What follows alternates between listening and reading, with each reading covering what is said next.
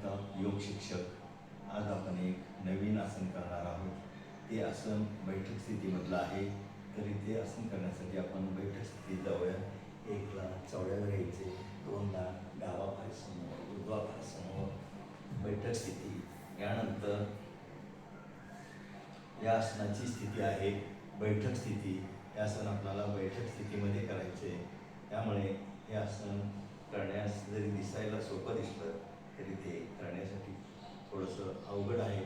सरावाने हे आसन आपल्याला जमू शकतं। हे आसन आपण 4 अंकामध्ये करायचे आणि 3 अंकामध्ये सोडायचे। याची पूर्वस्थिती आहे बैठक स्थिती।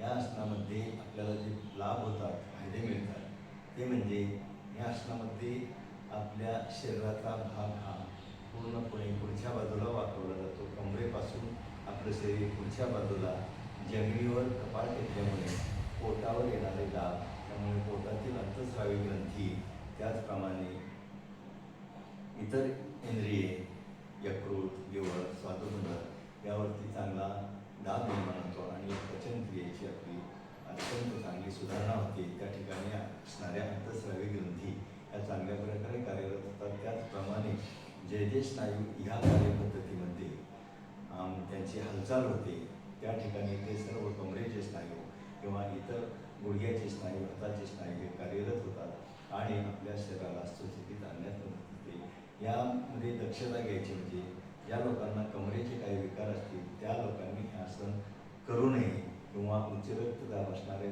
रुग्णांनी देखील हे आसन करू नये, शक्यतो टाळावं। कारण त्यामुळे चांगला परिणाम होण्याऐवजी वाईटच परिणाम होतो। तरी पोटाच्या काही आजारासाठी किंवा पचनाच्या आजारासाठी, विकारासाठी हे आसन खूप चांगलं आहे। त्याचप्रमाणे सांध्यांची हालचाल होण्यासाठी, सांधे कार्यरत होण्यासाठी देखील हे आसन खूप चांगलं आहे।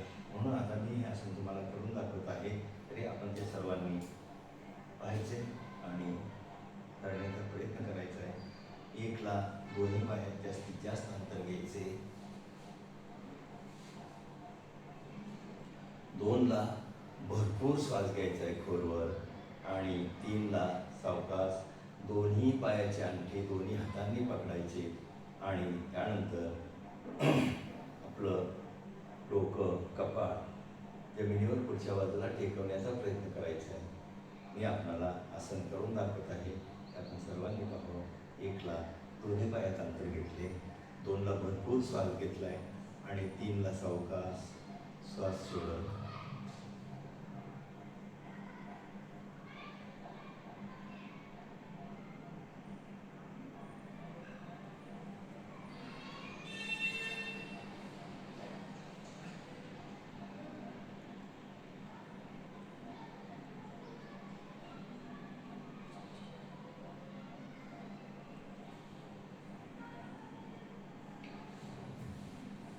आसन स्थिती सोडण्याची क्रिया पूर्ण।